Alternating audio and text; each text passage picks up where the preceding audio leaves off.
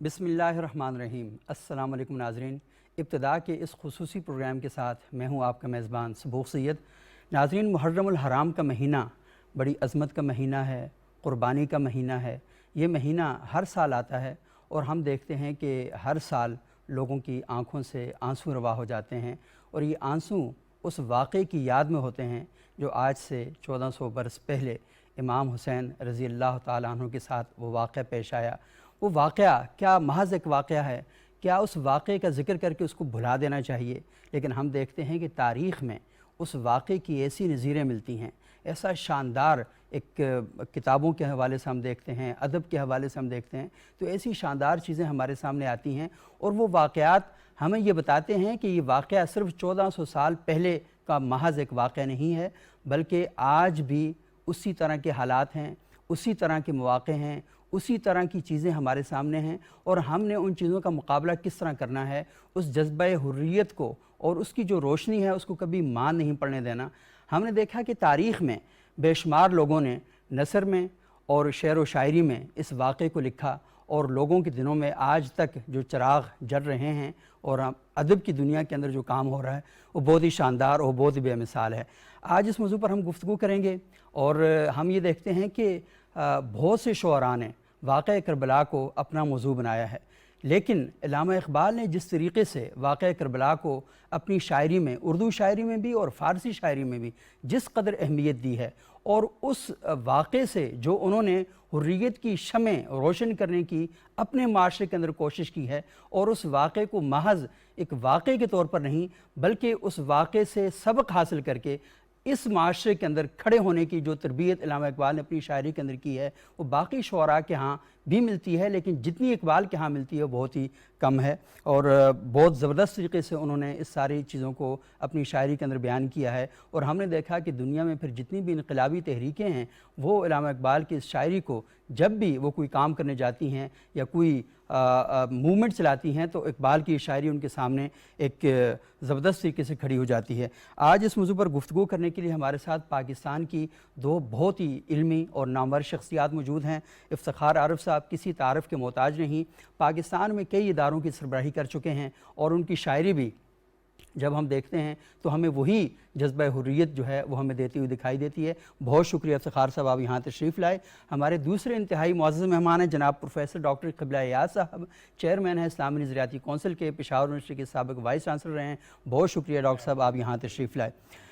इफ्तिखार आरिफ साहब, मैं आपसे थोड़ी सी गुजारिश करूँगा कि अल्लामा इक़बाल की शायरी को जब हम देखते हैं तो जब वाक़या करबला को हम पढ़ते हैं तो हमारे जिस्म के बाल बाल खड़े हो जाते हैं कि इंसानी तारीख़ में वो जुल्म किया गया और अल्लाह के रसूल सल्लल्लाहु अलैहि वसल्लम के नवासे के साथ कि इंसान का जो पूरा वजूद है वो सर तापा मग़मूम बन जाता है, गम के एहसास में वो घुल जाता है।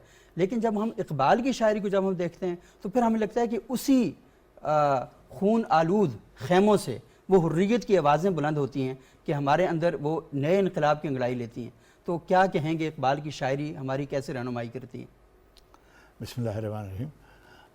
आपने सही निशानदही की। वाक़या करबला 61 हिजरी में हुआ और उसके बाद अरबी शायरी में और फ़ारसी शायरी में और ख़ुद उर्दू शायरी में और दूसरी पाकिस्तान की ज़बानों में जी बहुत उस पर लिखा गया, लेकिन इक़बाल उन सब से मुख्तलिफ नज़र आते हैं। सही। और जैसा कि आपने फरमाया, उन्होंने इस वाक़े से एक नई ज़िंदगी कशीद की। सही। और बातिल के मुकाबले में नबरदाज़मा होने के लिए उन्होंने इससे ताकत कशीद की और हरकत और जिहाद और जिद्दोजहद और बातिल के मुकाबले में क़याम की जो तसव्वुर है वो पेश किया। रमज़ कुरान अज़ हुसैन आमुख्तिम ज़ात शेऊ शोलहा अंदुख्तिम। तो इक़बाल से पूछा गया कि इससे क्या मुराद है आपकी, किस तरह से आप ये कहते हैं कि रमज़ कुरान अज़ हुसैन आमुख्तिम। तो उन्होंने फरमाया कि मैं इसलिए ये कह रहा हूँ कि कुरान हकीम का पैगाम ये है कि बातिल के मुकाबले में हक़ की क़ुव्वतों को नबरदाज़मा होने के लिए क़याम करना चाहिए। सही। और यानी सुपर अंदाज वग़ैरह होने से गुरेज करना चाहिए। सही। जब इक़बाल ने अपना पैगाम देने की कोशिश की और जो पैगाम दिया, उस वक्त उम्मत मुस्लिमा की हालत दगरगूं थी। सही। उन्होंने जो बात कही थी कि نیل کے ساحل سے لے کے تابہ خاک کاشغر، تو تمام ہند کے ساحل سے لے کے نیل کے ساحل سے لے کے تابہ خاک کاشغر جو تمام عالم اسلام تھا وہ کسی نہ کسی طرح مغرب کی نوآبادیاتی نظام میں جکڑا ہوا تھا، اور ایک طرح سے بہت ہی زبوحالی کی صورتحال تھی، اور اقبال ان کو جگانا چاہتے تھے، امت خوابیدہ جو تھی اس کو بیدار کرنا چاہتے تھے، اور اس کے لیے انہوں نے ان شخصیتوں کو اپنا رول ماڈل بنایا جو اقبال کے لیے زاد راہ کا اور اس انقلاب کے لیے زاد راہ کا کام دے سکتی تھی۔ چنانچہ اگر آپ اقبال کی شاعری دیکھیں تو آپ کو اندازہ ہوگا کہ جو انہوں نے اپنے رول ماڈل منتخب کیے، مثلا نبی کریم علیہ الصلاۃ والتسلیم کی ذات گرامی ہے، مثلا امیر المومنین علی بن ابی طالب کرم اللہ وجہہ کی ذات گرامی ہے، سیدۃ النساء العالمین سیدہ فاطمہ کی ذات گرامی ہے، حسین ابن علی کی ذات گرامی، یہ سب وہ شخصیتیں ہیں کہ جو ان کو صورتحال کو بدلنے میں اور عالم اسلام کو اثر نو متحد کرنے میں معاون ہو سکتی تھی۔ چنانچہ اگر آپ ان کی فارسی شاعری بھی دیکھیں اور اردو بھی شاعری دیکھیں تو آپ کو اندازہ ہو کہ حقیقت ابدی ہے مقام شبیری، بدلتے رہتے ہیں انداز کوفی و شامی، تو جو صورتحال ہے ظلم کی اور جبر کی اور استبداد کی وہ بدلتی رہتی ہے، مگر جو حق ہے اس کا کام یہ ہے کہ وہ قیام کرے اور جد و جہد کرے۔ چنانچہ آپ دیکھیں گے کہ اقبال نے اپنی فارسی شاعری میں بھی اور اردو شاعری میں بھی حضرت امام حسین کے بارے میں بہت لکھا ہے، اور بالکل واضح طور پر انہوں نے یہ باتیں کہی ہیں کہ جیسے رومی نے مثلا کہا کہ انسانہ معزوست، بہت مشہور ان کی غزل ہے کہ ازدام مدد ملولم و انسانہ عزوز، تو انہوں نے لکھا کہ تیر و سنان و خنجر و شمشیرم عزوز، بامن میا کے خنجر و شمشیرم عزوز، کہ میری تمنا یہ ہے کہ میرے پاس قیام کرنے کی صورتیں پیدا ہوں اور جد و جہد کی صورتیں پیدا ہوں۔ چنانچہ وہ باقاعدہ یہ کہتے ہیں کہ تا قیامت قطع استبداد کر، موج خون او چمن ایجاد کر، نقش اللہ بر صحرا نوشت، سطر عنوان نجات ماں نوشت، اور غریب و سادہ و رنگی ہے داستان حرم۔ اب یہ تشریف فرما ہیں ڈاکٹر صاحب، یہ بتائیں گے کہ ایثار و قربانی کی جو بڑی مثال ہے حضرت ابراہیم اور حضرت اسماعیل علیہ السلام کی، اور اس کو ذبح عظیم سے کیسے بدل دیا گیا ہے۔ اور یہ جو شعر ہے افتخار صاحب نے بہت زبردست اس کو پورا پس منظر بیان کیا، کہ جس میں اقبال یہ کہتے ہیں کہ غریب و سادہ و رنگین ہے داستان حرم، نہایت اس کی حسین ابتداء اسماعیل۔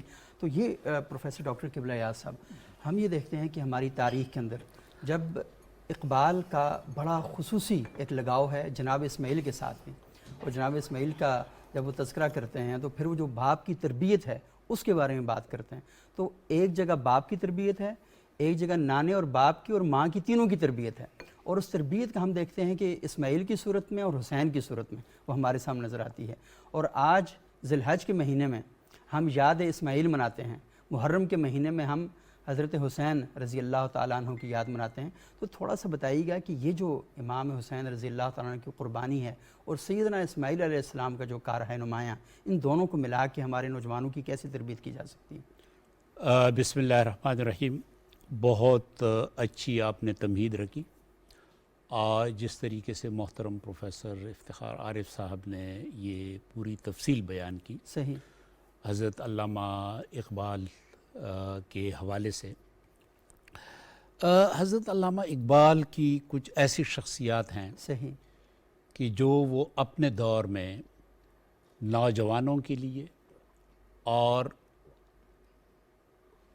ہندوستان کے اندر جو آزادی خواہ تھے صحیح ان کے سامنے ماڈل ایک نمونے کے طور پہ پیش کرنا چاہتے تھے۔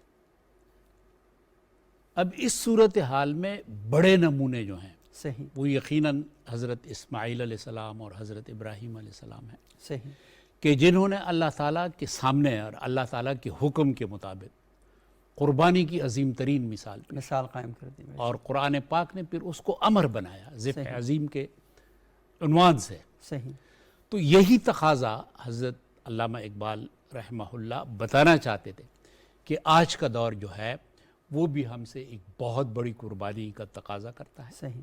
اور جس طریقے سے ہم نے اللہ تعالیٰ کے سامنے حضرت ہمارے امام الانبیاء حضرت ابراہیم علیہ السلام اور پھر ان کے صاحبزادے ان کے جناب بیٹے اسماعیل علیہ السلام، اور قرآن جسے کہتا ہے وہ فدیناہ بذبح نظیم. بذبح نظیم، صحیح. سو پر انداز ہوئے اللہ تعالیٰ کے حکم کے سامنے. صحیح. اسی طریقے سے آج بھی اسی طرح کے جذبے کی ضرورت ہے. صحیح.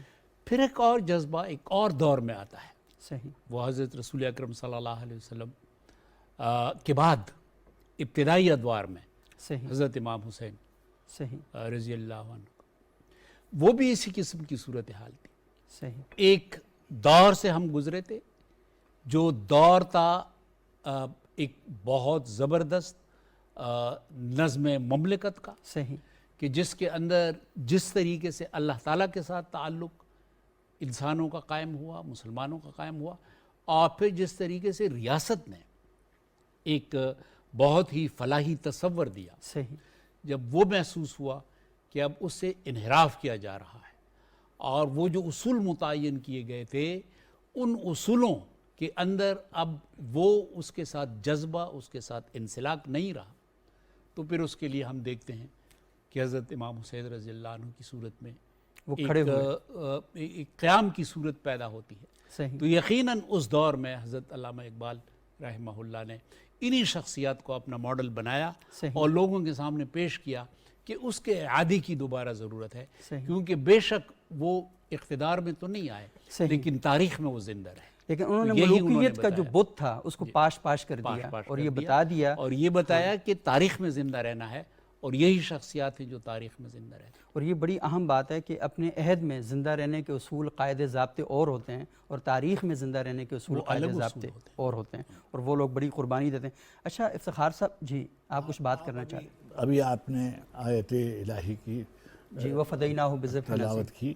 اقبال کے نزدیک یہ جو بدل دیا جی. ذبح عظیم سے، ان کے نزدیک یہ تھا کہ سر ابراہیم و اسماعیل بود، اور وہ جو تھا اجمال تھا، یہ تفصیل تھی، اور یہ جو ذبح نظیم سے بدل دینا ہے تو ان کی مراد اقبال کے نزدیک یہ امام حسین علیہ السلام کی قربانی تھی، صحیح.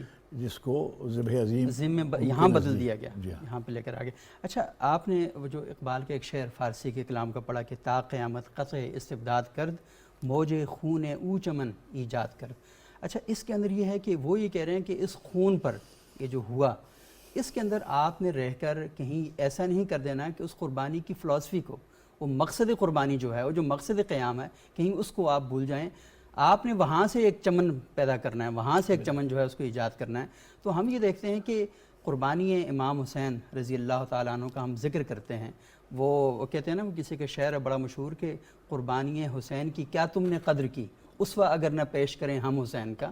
تو اصل میں یہ ہے کہ اسوہ حسینی پر جو عمل کرنا ہے، ہم یہ دیکھتے ہیں کہ قربانی کا ذکر بہت زیادہ ہے لیکن اسوہ حسینی پر عمل ہمیں بہت کم دکھائی دیتا ہے. دیکھیے یہ جو جب ہم رول ماڈل بناتے ہیں جی تو اس کا مطلب یہ نہیں ہوتا کہ ہم ویسے ہو جائیں گے، ہمارے بس میں نہیں ہوتا. صحیح. تا قیامت قطع استبداد کر، اور اس کو انہوں نے لکھا کہ نقش اللہ بر صحرا نوشت، سطر عنوان نجات مانوش. انہوں نے ایک سطر کھینچ دی. جب رول ماڈل ہوتا ہے وہ ایک مثالیہ پیش کرتا ہے، اور اس مثالیے کے چنانچہ آپ دیکھتے ہیں کہ اس واقعے کو کتنے برس ہو گئے، اور اتنے 100 سال کے باوجود جب بھی حق و باطل کا مارکہ درپیش ہوتا ہے لوگ امام حسین کی طرف دیکھتے ہیں. کسی کو عبید اللہ ابن زیاد یا سعد عمر ابن سعد یا یزید ابن معاویہ کی طرف کوئی ہدایت کے لیے نہیں دیکھتا. جب بھی ہم حوصلہ کشید کرتے ہیں، امید کشید کرتے ہیں، اپنا ہدف مقرر کرتے ہیں، اب کیا ہے کہ امام حسین کی ذات گرامی اسلوب حیات بن گئی. وہ جو ایک واقعہ ہے وہ موڈ آف لائف ہے کہ کیسے زندگی گزاری جائے، کس طرح کی زندگی ہونی چاہیے. جب بھی جبر و استبداد کا مارکہ درپیش ہوگا حسین ابن علی یاد آئیں گے اور ہمیں کھڑے ہوئے دکھائی دیں گے. جی ہاں. اور یہ جو آپ نے فرمایا کہ در نوائے زندگی سوز از حسین. اچھا اقبال کا ذکر کیونکہ کیا جا رہا ہے تو میں ڈاکٹر صاحب کی اجازت سے دیکھیے اقبال ایک دن میں اس طرف انہوں نے رجوع نہیں کیا تھا. غلام بھی نیرنگ ایک بات لکھتے ہیں کہ جب میں طالب علم تھا صحیح تو ایک دفعہ ہم لوگ مشاعرے میں گئے اور ہم نے اقبال نے ایک غزل پڑھی جو بہت ہٹ ہوئی، جسے کہتے ہیں ہم لوگ مشاعرے سے لوٹے تو آپس میں زندگی گفتگو کر رہے تھے تو کہ ہم نے کہا کہ یہ تم نے بہت اچھی غزل پڑھی، تو انہوں نے کہا کہ میرا جی چاہتا ہے کہ ملٹن کے پیراڈائز لاسٹ کی طرز پر واقعہ کربلا کو نظم کروں۔ صحیح اچھا، اب یہ ہے زمانہ طالب علمی کی بات، اور آپ نے اس کا ذکر کیا کہ ارمغان حجاز کی صحیح جو آخری دو بیتی کہہ لیجئے، اس کو ربائی کہہ لیجئے کہ قلندر میل تقریر ندارت صحیح بجوز نقطے اکسیر ندارت زون کشت خراب حاصل نیست شعاب از خون شبیر ندارت۔ اگر آپ امام حسین علیہ السلام کی قربانی سے کوئی سبق نہیں کشید کرتے ہیں، اگر آپ کے کردار میں کوئی تبدیلی نہیں پیدا ہوتی اور آپ اس کو اپنی زندگی کا ماحصل نہیں بناتے، اگر اس کو اپنے لیے مشرع راہ نہیں بناتے تو اس کا کوئی فائدہ نہیں ہے۔ اور یہ کہ آپ پرانے یزید کو گالیاں دیتے ہیں لیکن عصر حاضر کے یزید کی بیعت کرنے کے لیے ہر وقت تیار بیٹھے ہوتے ہیں۔ بالکل بالکل۔ اور اقبال نے کہا بھی کہ قافلہ حسین میں ایک قافلہ حجاز میں ایک حسین بھی نہیں، اور بعض لکھتے ہیں کہ حقیقت ابدی ہے مقام شبیری، بدلتے رہتے ہیں انداز کوفی و شامی۔ تو یہ جو ہے آج کے جو کوفی ہیں اور آج کے جو شامی ہیں، اور جیسا کہ آپ نے کہا کہ ان کے ہاتھ پر آپ بیعت کرنے پر آمادہ نہیں ہیں، یعنی کہتے ہیں اس سے کہ میں تیار ہوں اور مجھ سے بیعت لے لے اور وغیرہ وغیرہ۔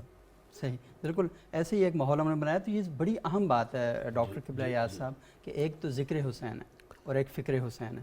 ہم ذکر حسین بھی کرتے ہیں اور لازمی جب ہم ذکر حسین کریں گے تو فکر حسین ہمارے اندر پیدا ہوگی، لیکن یہ کتنا اہم ہے کہ ہم اپنے بچوں کو، اپنی آڈینس کو اور اپنے نوجوانوں کو یہ بتائیں کہ سیدنا حسین علیہ السلام کا جو طرز حیات تھا اس پر ہم کیسے عمل پیرا ہو سکتے ہیں، کیونکہ بڑی آسانی کے ساتھ یہ بات کر دی جاتی ہے کہ ہم ان جیسے نہیں بن سکتے، لیکن ہمیں یہ تو کہا گیا نا کہ آپ ان کے نقش قدم پر چلنے کے لیے اپنے آپ کو تیار کریں۔ تو وہ کیا چیزیں ہیں کہ جن پر چل کے ہم اپنے آپ کو اور اپنی اولادوں کو اور اس عہد کے نوجوانوں کو تیار کر سکتے ہیں؟ دیکھیں سبوخ سید صاحب، بنیادی بات یہ ہے کہ ذکر حسین تو ضروری ہے، بے شک بے شک۔ اس کی وجہ یہ ہے کہ اگر ہم اس قسم کے واقعات کا ذکر نہ کریں صحیح تو پھر نسلوں تک اس کا تسلسل، صحیح بالکل اس کی یاداشت، ذہن میں اس کو زندہ رکھنا، صحیح یہ سلسلہ جو ہے یہ رک صحیح جائے گا۔ تو ذکر حسین ضروری ہے، لیکن ذکر حسین کو ہم نے مختلف جو وقت کا تناظر ہوتا ہے صحیح اس کی روشنی میں اس کا ذکر کرنا ہے۔ صحیح۔ اب وہ جو دور تھا، جس طرح یہاں بھی اشارہ ہے شبیری کی طرف اور پھر کوفیوں اور شامیوں کے رویوں کی طرف، صحیح، اب یہی تناظر کا واقعہ ہے صحیح، اور تناظر کی طرف یہ اشارہ ہے۔ تو آج کا جو تناظر ہے، حضرت امام حسین رضی اللہ عنہ نے جو قیام کیا، صحیح، اس کا پورا آپ تسلسل دیکھیں کہ ان کی کوشش یہ رہی کہ ہم پرامن ایک تبدیلی کے لیے پرامن تبدیلی کو یقینی بنائیں۔ صحیح، بار بار لوگوں سے کہہ رہے ہیں کہ دیکھیں ہم پہ مشکل وقت آنے والا ہے، اور اگر کوئی اس مشکل وقت کو برداشت کرنے کے لیے تیار نہ ہو تو وہ ہمارے قافلے سے کٹ جائے۔ صحیح، اور پھر آخری رات تو دیے بجھا دیے جاتے ہیں کہ جو جانا چاہتا ہے چلا جائے، احساس نہ ہو، خفت نہ ہو، سبکی نہ ہو۔ اور پھر پیغام یہی دیا جاتا ہے کہ میرے ساتھ گفتگو کی جائے، میں لڑنے کے لیے نہیں آیا، بات کرنے کے لیے آیا ہوں۔ ہم نے یہ سبق لینا ہے، اور اپنے نوجوانوں کے لیے صحیح، کہ آج کا دور جو ہے اس میں حضرت امام حسین رضی اللہ عنہ کی فکر سے ہم جو سیکھ سکتے ہیں وہ یہ ہے کہ ہم اپنے ملک کو امن کا گہوارہ بنائیں، اپنی معاشرت کو امن کا گہوارہ بنائیں، اور اس طریقے سے پرامن ایک تبدیلی اور انقلاب کے لیے کوشش کریں۔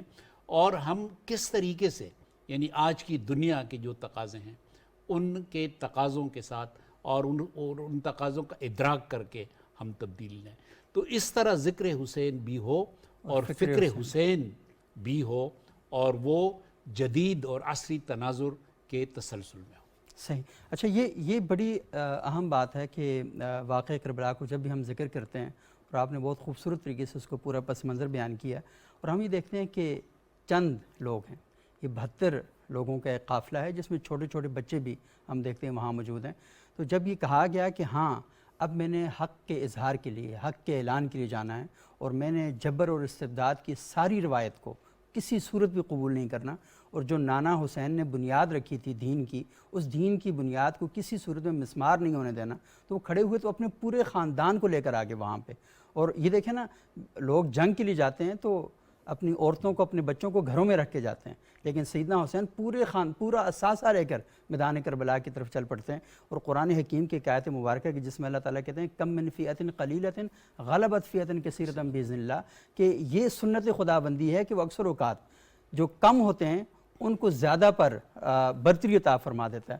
تو ہم دیکھتے ہیں کہ کربلا کی 10ویں محرم کی شام کو تو جو کم تھے وہ ختم ہو گئے ظاہری طور پر، لیکن 1400 سال بعد آج کا مورخ جب بھی تاریخ کے روشن دان سے پردہ ہٹاتا ہے تو وہ دیکھتا ہے کہ وہ جو 72 تھے وہ فاتح ہیں، وہ غالب ہیں، اور جو ہزاروں میں تھے وہ مغلوب ہیں. تو افتخار عارف صاحب، میں یہ سوچتا ہوں کہ اقبال نے بھی کشید کیا ان ساری چیزوں کو، اور قرآن کی آیات سے بھی اور ہماری پوری جو تاریخی روایت اس سے بھی. تو مختصراً آخر میں تھوڑا سا یہ بتائیں گے کہ ہم آج کے دور میں اپنی حکومتوں کی اصلاح کے لیے اور اپنے معاشرے کی اصلاح کے لیے قرآن کی فکر سے اور حسین کی فکر سے اکٹھا کر کے نوجوانوں کی تربیت کیسے کریں؟ دیکھیے، ایک بات تو بالکل واضح طور پر کہنی چاہیے، بار بار کہنی چاہیے، جی جی، جس کا آپ نے ذکر کیا.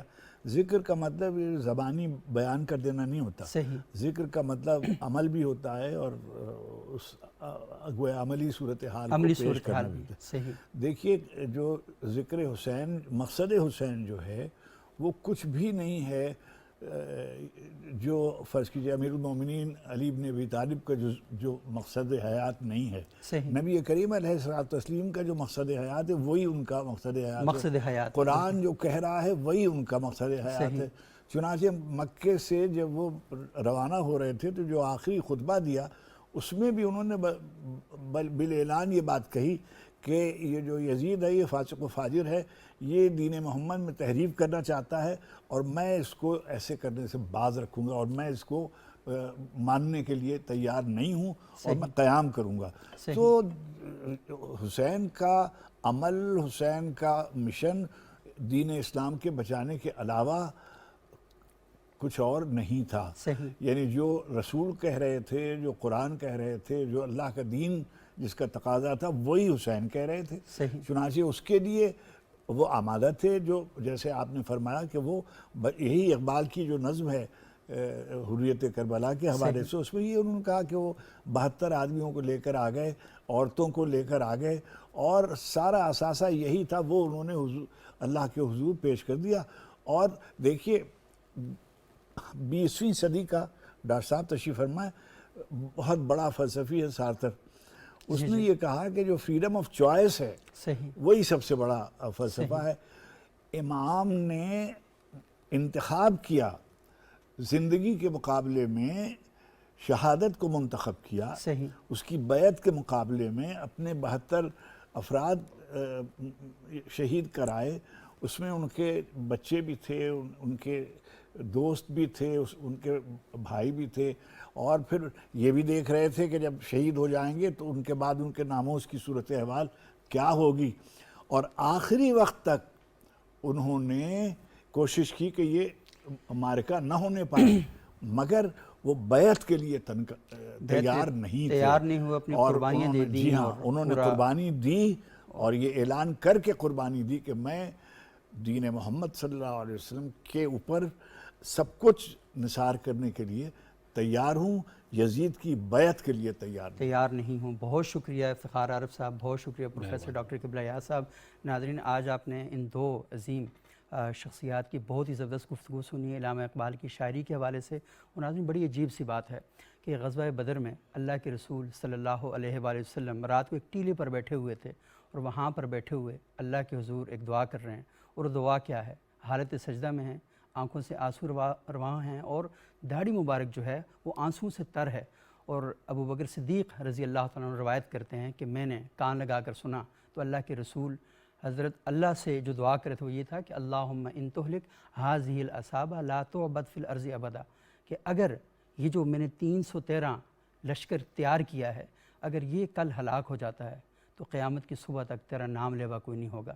تو ہم نے دیکھا کہ بدر کے میدان میں اللہ کے رسول اور اللہ کے رسول کے ساتھیوں کو فتح نصیب ہوئی، لیکن کربلا کے میدان میں سیدنا حسین اپنا سارا اثاثہ لے کر آگے، اپنے پورے خاندان کو اکٹھا کیا اور ان سب کو لے کر آگے، اور پورے کا پورا خاندان اللہ کی راہ میں قربان کر دیا۔ اور مختلف حوالوں سے تاریخ ہمیں بتاتی ہے کہ جس طرح کے مظالم ہم دیکھتے ہیں تو انسان کا وجود جو ہے وہ کانپ کے رہ جاتا ہے۔ لیکن عجیب اتفاق یہ بھی ہے کہ یہ اگست کا مہینہ ہے، پاکستان کے قیام کا مہینہ ہے۔ اس مہینے میں بر صغیر پاک و ہند کے مسلمانوں نے جس قدر قربانیاں دی ہیں، وہ بھی تاریخ جب لکھتی ہے، اس کے بارے میں بتاتی ہے، تو انسانی وجود کام جاتا ہے۔